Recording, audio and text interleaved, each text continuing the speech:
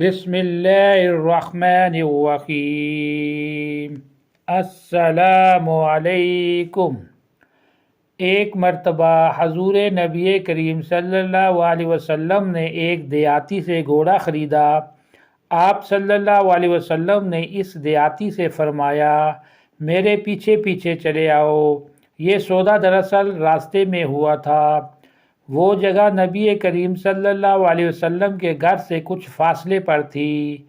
اس وقت قیمت آپ صلی اللہ علیہ وسلم کے پاس موجود نہ تھی، چنانچہ قیمت دینے کے لیے آپ اسے ساتھ لے چلے۔ آپ ذرا تیز تیز قدم اٹھا رہے تھے تاکہ جلدی گھر پہنچ کر اسے رقم ادا کر دیں۔ دوسری طرف دیہاتی ذرا سست سست قدم اٹھا رہا تھا، اس لیے آپ اس سے کچھ آگے نکل گئے۔ اس دوران کچھ لوگ اس دیہاتی سے گھوڑے کا بھاؤ تاؤ کرنے لگ گئے۔ انہیں یہ بات تو معلوم نہیں تھی کہ نبی کریم صلی اللہ علیہ وسلم اس سے گھوڑا خرید چکے ہیں۔ کسی نے اس گھوڑے کی قیمت زیادہ لگا دی، اس لیے دیہاتی وہیں سے پکارا، آپ یہ گھوڑا خریدتے ہیں یا نہیں، ورنہ میں دوسروں کے ہاتھ بیچ دیتا ہوں۔ رسول اکرم صلی اللہ علیہ وسلم نے دیہاتی کی آواز سنی تو رک گئے، یہاں تک کہ دیہاتی آپ کے قریب آ گیا۔ آپ صلی اللہ علیہ وسلم نے اس سے فرمایا، تم تو گھوڑا میرے ہاتھ پہلے ہی فروخت کر چکے ہو۔ اس پر وہ مکر گیا، بولا نہیں، میں نے گھوڑا آپ کے ہاتھ نہیں بیچا۔ آپ صلی اللہ علیہ وسلم نے فرمایا، تم نے گھوڑا میرے ہاتھ فروخت کیا ہے، میں نے یہ تم سے خریدا ہے۔ آپ صلی اللہ علیہ وسلم نے کئی بار یہ بات فرمائی۔ ایسے میں دیہاتی نے کہا، آپ اپنا گواہ لائیں جو یہ گواہی دے کہ میں نے یہ گھوڑا آپ کے ہاتھ فروخت کیا ہے۔ اس دوران وہاں کچھ لوگ جمع ہو گئے۔ انہوں نے دیہاتی کو بتایا، اے شخص، یہ اللہ کے رسول ہیں، جھوٹ نہیں بول سکتے، سچ یہی ہے، تو غلط بات کہہ رہا ہے۔ دیہاتی اب بھی نہ مانا۔ ایسے میں ایک صحابی وہاں آ گئے۔ انہوں نے ساری بات سن کر فوراً کہا، میں گواہی دیتا ہوں تو نے یہ گھوڑا ان کے ہاتھ بیچا ہے۔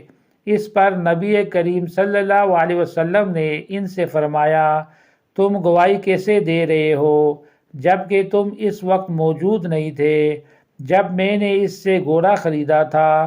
جواب میں انہوں نے کہا، یا رسول اللہ، میں آپ کی بات کی تصدیق کر رہا ہوں، آپ اللہ کے پیغمبر ہیں، جو کچھ فرماتے ہیں حق ہی فرماتے ہیں، اس لیے میں نے یہ گواہی دی ہے۔ رسول اکرم صلی اللہ علیہ وسلم نے ان کا اخلاص دیکھ کر فرمایا، آج کے بعد خزیمہ جس کے حق میں یا خلاف گواہی دے گا تو ان کی گواہی ہی کافی ہو جائے گی، کیونکہ ان کی گواہی دو آدمیوں کی گواہی کے برابر ہے۔ اس دن یہ صحابی یعنی حضرت خزیمہ بن ثابت قطمی رضی اللہ تعالیٰ عنہ ذوالشہادتین یعنی دو گواہیوں والے مشہور ہو گئے۔ حضرت خزیمہ رضی اللہ تعالیٰ عنہ کا تعلق قبیلہ اوس سے تھا، والدہ کا نام قبصہ بن اوس تھا۔ نبی کریم صلی اللہ علیہ وسلم کے مدینہ منورہ میں تشریف لانے سے پہلے حضرت مصعب بن عمیر رضی اللہ تعالیٰ عنہ کی تبلیغ کے نتیجے میں مسلمان ہوئے۔ اسلام لانے کے بعد انہوں نے بتوں سے شدید نفرت محسوس کی۔